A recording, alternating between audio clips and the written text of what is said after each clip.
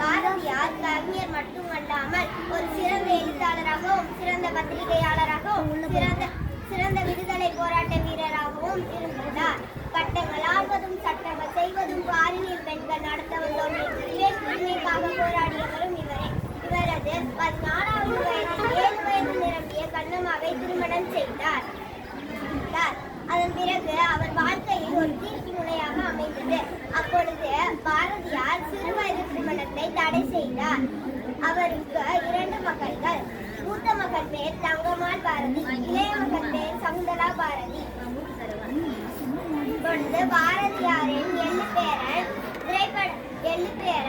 திரைப்பட ஆசிரியராக இருந்துள்ளார்.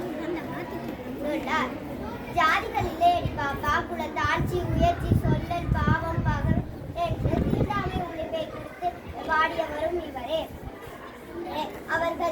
அவருடைய எழுத்துக்கள் மூலம் மக்கள் மனதில் விடுதலை உணர்வை தூண்டினார். மதுரை சேதுபதி பள்ளியில் தமிழாசிரியராக பணியாற்றினார். அதன் பிறகு சுதேசமித்திரனில் துணை ஆசிரியராக பணியாற்றினார்.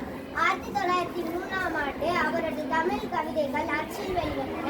1905ஆம் ஆண்டு அவரது சுதந்திர தாகத்தை தீர்த்தார்.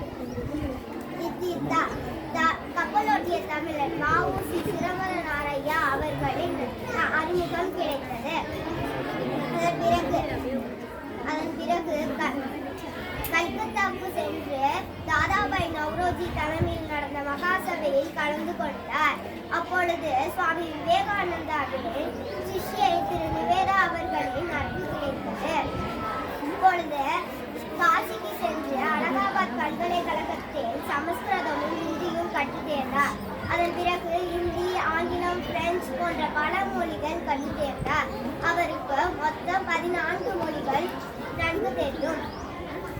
நன்றி, வணக்கம்.